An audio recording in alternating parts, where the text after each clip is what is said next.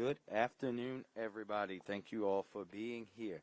We are here today at the fabulous James McHenry Rec Center for my administration's next announcement related to Baltimore's American Rescue Plan investments. I am joined today by Comptroller Bill Henry. Mr. Comptroller? Yes, Comptroller. City Councilman John Bullock, whose district we are in today in the 9th District, and City Councilman Zeke Cohen. We are also joined by Director Moore from Recreation Parks, Director Kearney from the Office of Recovery, and Director of the Mayor's Office of Broadband and Digital Equity, Jason Harderback.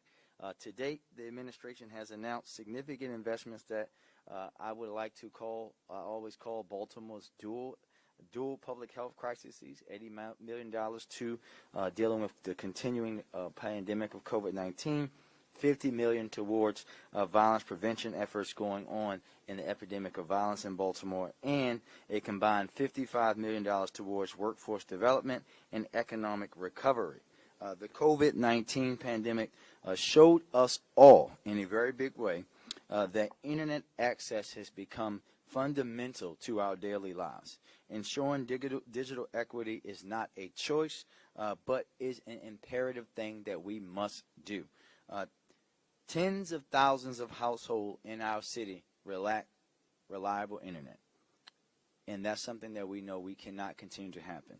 Reliable internet access is a necessity. From our students to our older adults, Baltimoreans who struggle to learn virtually, work from home, access needed for telemedicine on unreliable, slow connections, and limited access to broadband hindered so many of our residents throughout the height of the pandemic.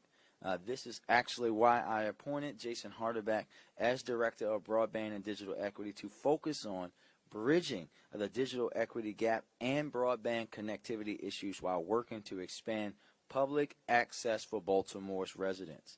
We will not wait. Today, a $35 million investment with American Rescue Plan dollars is about taking an active role in kickstarting our efforts to not just bridge the divide, but close it once and for all with a strong focus on our residents and neighborhoods lacking access. This is just the beginning. We have to prepare Baltimore for the future and ensure that all of our residents, each and every one of them, have the ability to participate in today's digital world, to meet the educational needs for our young people and ensure that we shape our workforce to be ready for the economy, not just of today, but for tomorrow and the future to come. That's what Bridging This Divide is about. I promise to close the digital divide here in Baltimore once and for all by the year 2030. We will pave the way on digital equity for major cities around the country. Of this $35 million down payment, as we're calling it, a first round of $6 million will go to address immediate internet and digital access needs, and that includes expanding city fiber to the remaining 23 Baltimore rec centers that are not already on the city's network, bringing secure public internet access to residents inside and outside of these buildings, installing at least 100 secure free public Wi-Fi hotspots across 10 West Baltimore neighborhoods, including Mondawmin, Reservoir Hill, Upton, Sandtown, Winchester, Penn North, Druid Heights, Madison Park, Coppin Heights, Easterwood, and Bolton Hill. We also will continue to focus with hiring a digital equity coordinator and staff with expertise in Wi-Fi deployment, fiber engineering, operations, and technical support. Details about the remaining $29 million will be shared with you guys early in the new year. And in line with my commitment to centering equity in everything that this administration does, this investment in digital access as a whole will have a strong focus, a very strong focus, on equity and ensuring access and affordability in historically marginalized communities. A part of the process will also include inviting the public to review, provide input, and join in on Baltimore's digital equity framework, which is now available at bde.baltimorecity.gov. Again, that's bde.baltimorecity.gov. And with that, I would like to introduce our Director of the Mayor's Office of Broadband and Digital Equity, Jason Harderback. Jason? Thank you, Mr. Mayor. Mr. Mayor, Comptroller Henry, Council Members Bullock and Cohen, guests. The pandemic has shown how critical internet access has become to our daily lives for many reasons, including remote work, online school, virtual doctor visits, ordering food and groceries, maintaining social ties, the list goes on and on. We have come to rely on an always-on connection, and most of us take broadband access for granted. However, in Baltimore, there are nearly 100,000 households who lack adequate high-speed service in their homes and rely on mobile phones and rationing a shared connection for basic access. We refer to the gap between those who can take full advantage of modern technology and those who cannot as the digital divide.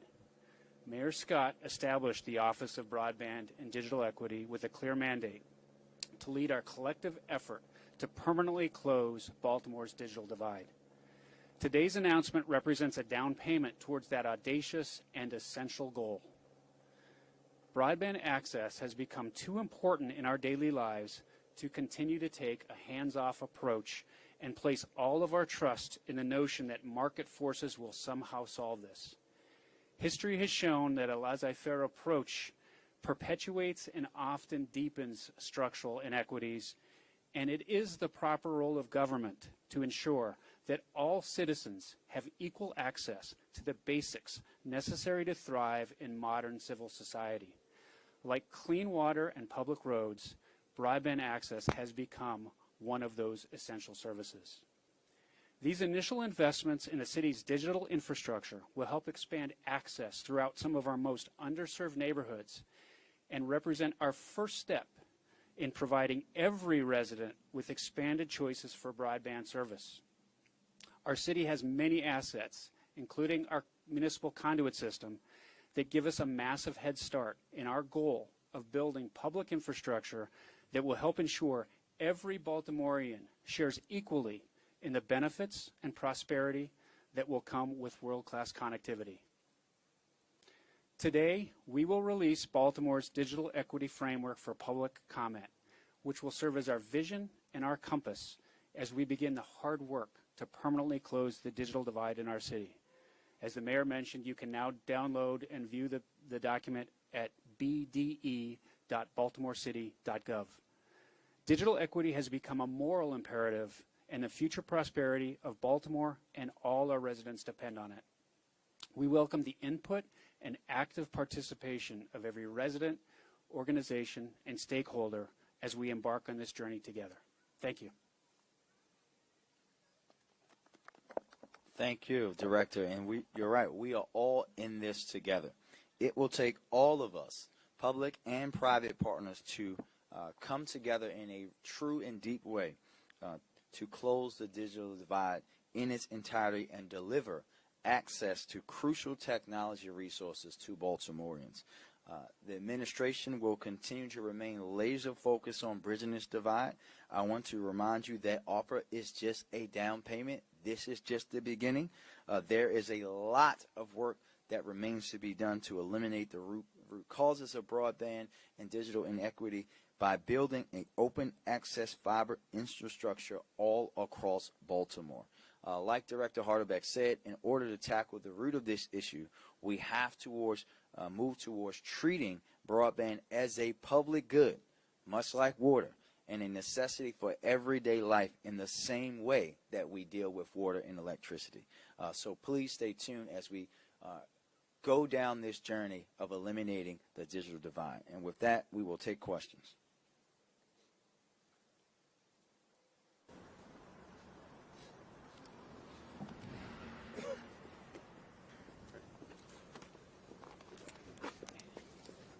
Sir?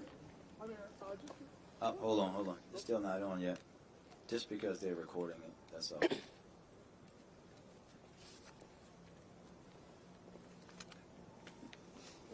You're good. Okay.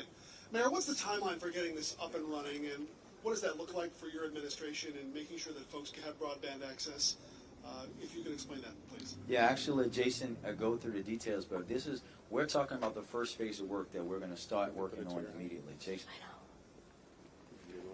Yeah. I have an off-topic question. Yeah, so this is not a trivial undertaking. It is a massive infrastructure build. As the mayor said, our ultimate goal is to completely close the digital divide by the end of this decade.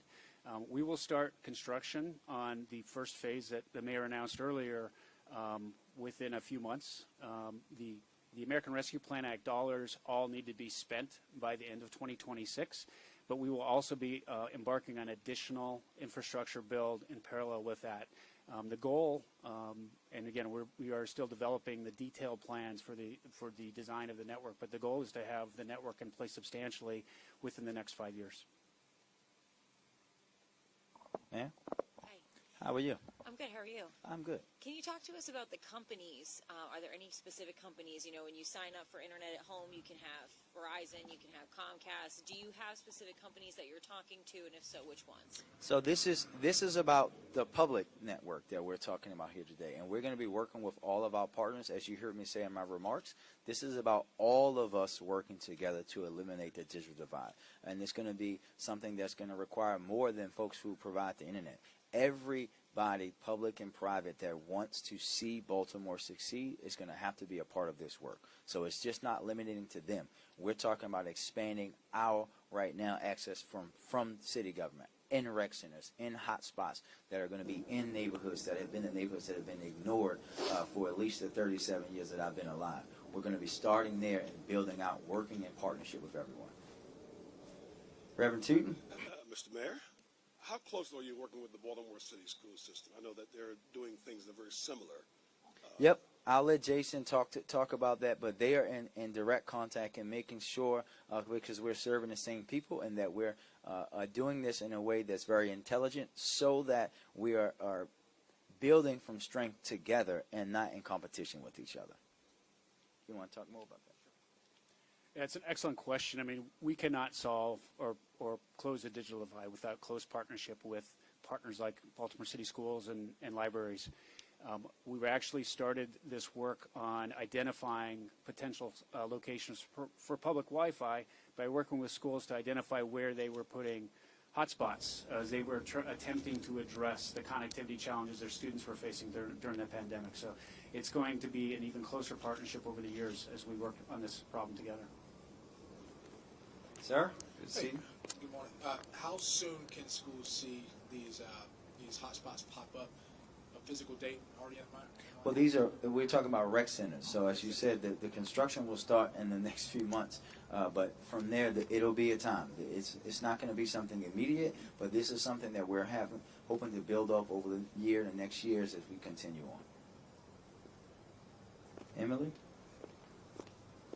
You're focused this on the 23 rec centers. Do the other rec centers already offer internet service to the surrounding community in addition to within their walls? I will let Director Moore and Jason talk about that. A lot of those centers have the fiber already, so we'll be building from that.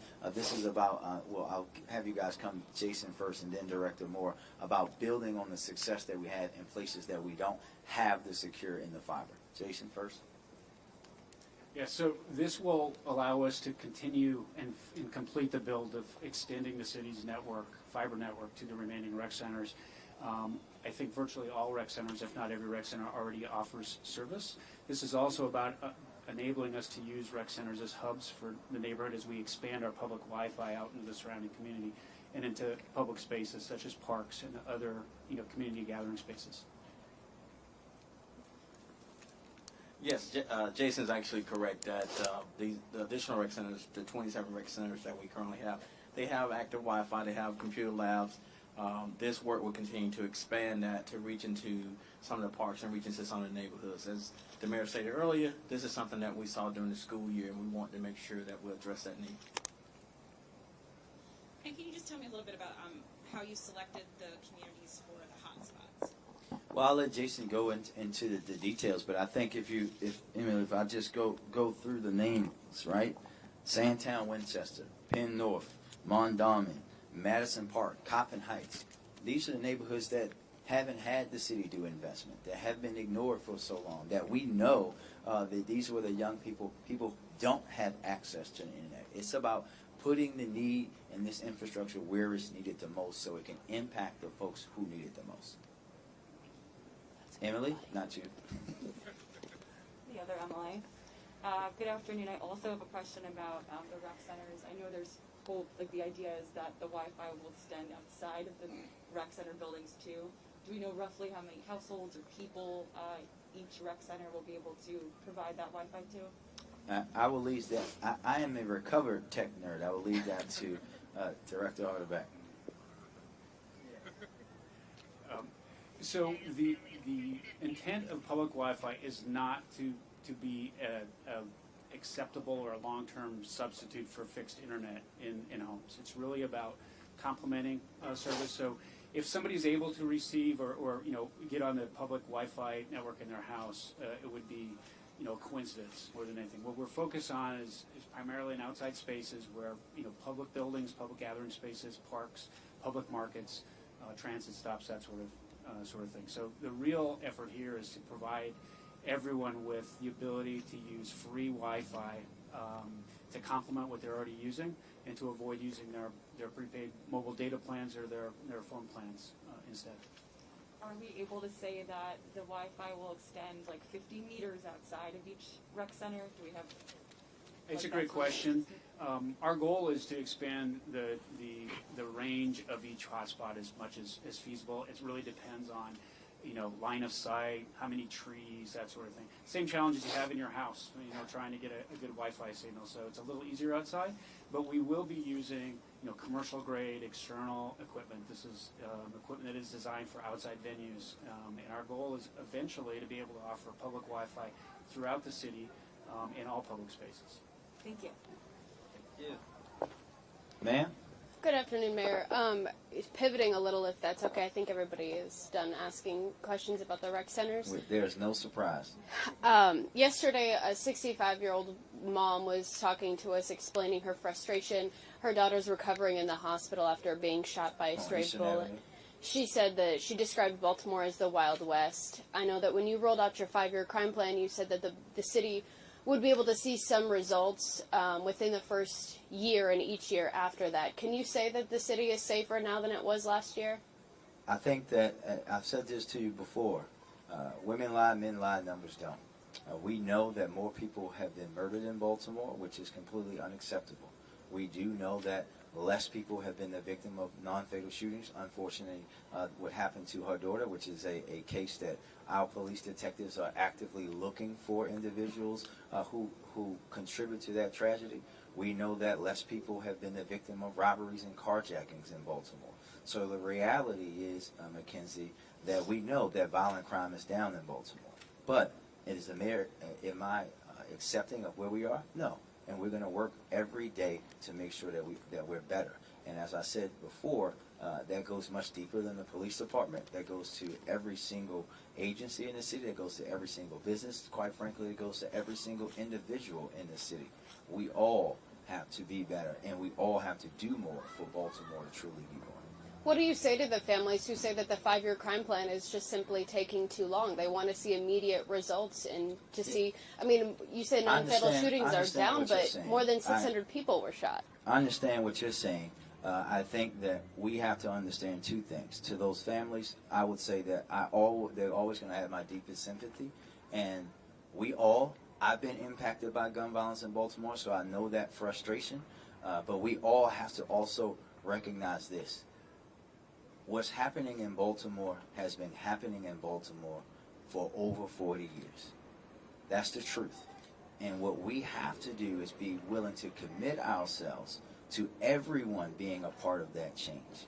And when we know that having the progress that we have is never going to be enough for me, because I want us to be at our best.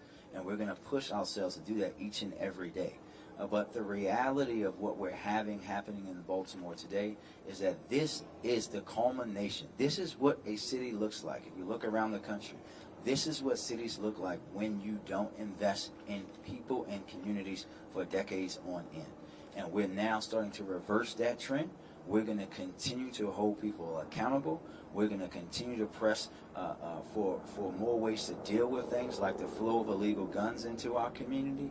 And we're all impatient. And I'm going to be impatient with those, just like those families are each and every day, so that we can be better as a city. Thank you. Anybody else?